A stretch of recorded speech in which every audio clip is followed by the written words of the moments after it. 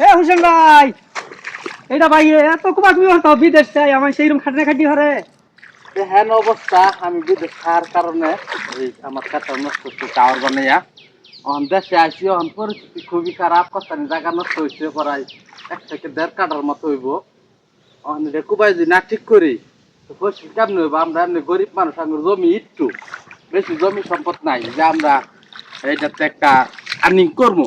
On তার কোনো বাউ নাই, মানে এটা ঠিকঠাক করে দেখি কিছু ফসল হয় নাকি, তারপরে আগ্রহ আর অন্য কোনো কামাই নাই, আউট কোনো কামাই নাই, এইটুকুই জমি সম্পদ। ওখানে এইটুকু এই খারাপ করে আছে, কেমনি কি করবো? ওখানে এই যে কোম্পানি যে নিছে তোমার কি কিছু ইয়া পয়সা কিছু দিছে না?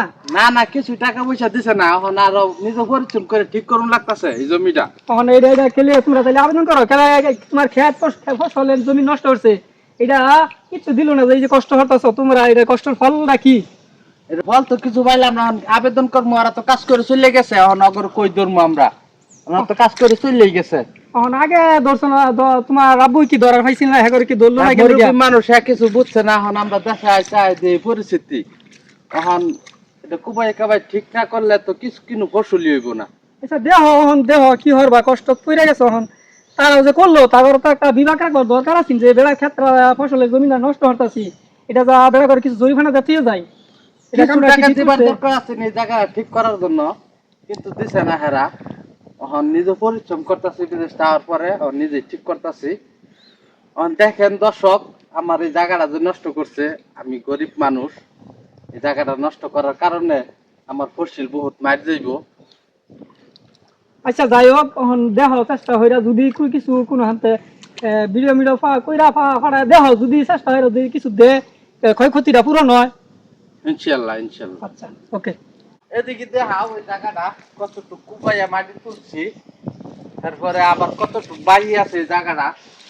আর ওই ক্ষেতের বাতরটা দেখা, আমার 6 কাঠা 6.5 কাঠা জমি পুরাটা, এখানে এই মাঝখানে 2 কাঠা জমির মতো একবারে ফসলের জমি একটা কাটা মধ্যে 25 মণ ধান, এই ধানটা কই পাওয়া যায়? কেটা দেব অনেক জায়গাটা।